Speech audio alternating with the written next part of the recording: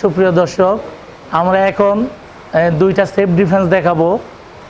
যে দুইটা safe defence হলো, কেউ যদি রাস্তাঘাটে কিংবা অন্য কোথাও ছুরি দিয়ে পেটে আঘাত করে কিংবা মাথায় লাঠি দিয়ে বা ছুরি দিয়ে আঘাত করে, সেটাকে কিভাবে সেভ করে নিজেকে রক্ষা করে প্রতিপক্ষকে ঘায়েল করব, সেই দুইটা জিনিসের উপর এখন ট্রেনিং করব। আমাকে স্পিডে চাপ, আবার এখান থেকে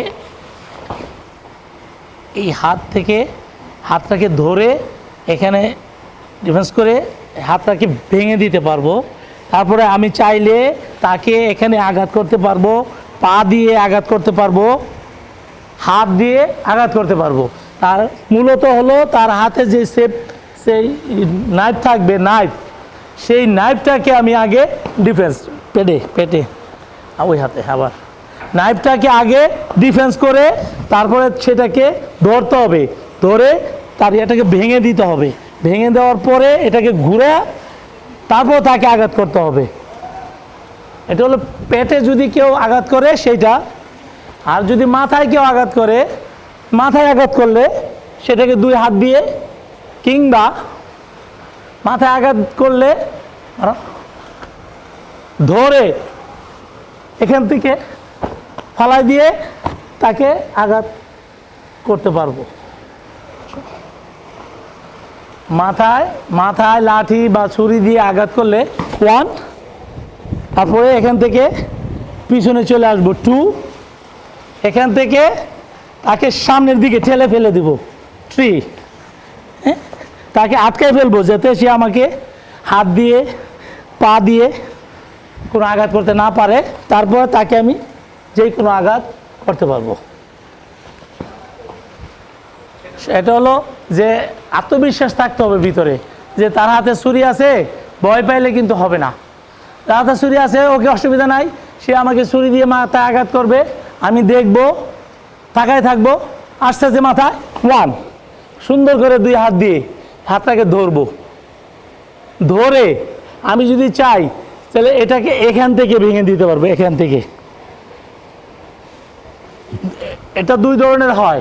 একটা হলো যদি এইভাবে কেউ মারে ছুরি দিয়ে, এটাকে ধরে সেটাকে এই ভিতরে ওর শরীরেই লাগাই দিতে পারবো ছুরির এই মাথাটা।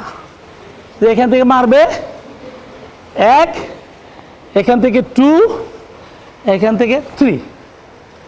এখন আমি যদি অন্য হাত আছে, ওই হাত দিয়ে যাতে আমাকে আঘাত না করে সেই জন্য আমাকে ফালাই দিতে হবে। ফালাই দিয়ে তারপর তাকে আঘাত করতে হবে। যদি প্রতিপক্ষের হাতে ছুরি বা লাঠি থাকে আর সে যদি আমাকে ছুরি বা লাঠি দিয়ে মাথায় আঘাত করে, তাহলে আমাকে কি করতে হবে?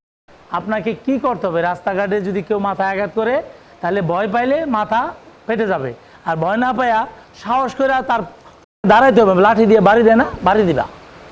হ্যাঁ, যা আমি নর্মালি দাঁড়ায় আছি, মাথায় বাড়ি দিবে আমার মাথায়। আমার হাত দুইটা থাকতে মাথায় বাড়ি লাগাইতে পারবে না। আমাকে আত্মবিশ্বাসের সহিত ঠেকাইতে হবে। আত্মবিশ্বাসের সহিত ঠেকাইলে তাকে তার হাত সহ তাকে আমি আটকানো এবং তাকে ফালাই দিতে পারবো। সে এই লাঠির বাড়ি আমাকে দিতে পারবে না, দিলেও সে উল্টা মার খাবে। দেখা তোমার স্পিডে মারবে সে 1, 2, এখান থেকে 3। লাঠি এখানে আছে, আমার হাত এখানে আছে, আমি চাইলে হাত দিয়ে তাকে আঘাত করতে পারবো, জোরে আঘাত করতে পারবো।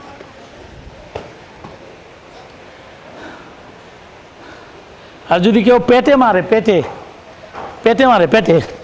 তাহলে আমাকে কি করতে হবে? জিনিসটা আগে যে হাতে ছুরি আছে, ছুরি দিয়ে আমার পেটে আঘাত করতেছে, আমি দেখতেছি আমার দুই হাত এটাকে ছুবে, ছোঁয়ার পরে ধরবে যেতে আমাকে সে লাগাইতে না পারে শরীরে, এই জন্য হাত দিয়ে ধরবে। ধরার পরে এই ছুরিটা উল্টা দিকে ও শরীরে ঢুকে যাবে। যেরকম 1,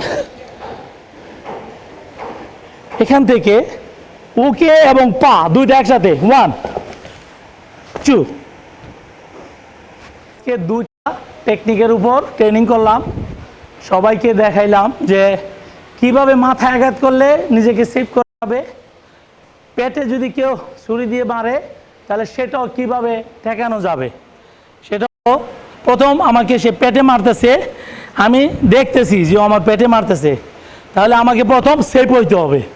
সেভ হওয়ার পর সাথে সাথে তার হাত ধরে তাকে ফালাই দিতে হবে, যাতে এই ছুরি দিয়ে আমাকে আর মারতে না পারে। এটা হলো পেটে যদি কেউ আঘাত করে সেটা, আর কেউ যদি মাথায় আঘাত করে মাথায়, তাহলে সেটাকে ধরবো, সেটাকে ধরার পরে হাতটা তার দিকে দিব এবং পা দিয়ে ফালায়া তার গলায় হিট করবো।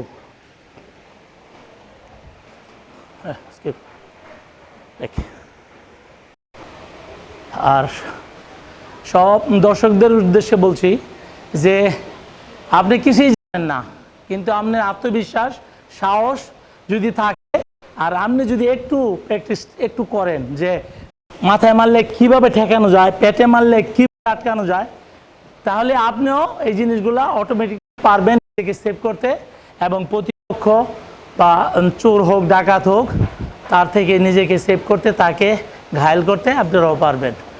কিন্তু একটু জিনিসটাকে বুঝতে হবে যে এটা কিভাবে আটকানো যায়, কিভাবে আটকাতে না পারলে আবার শরীরে লেগে যাবে। সেই জন্য সবাই একটু প্র্যাকটিস করবেন।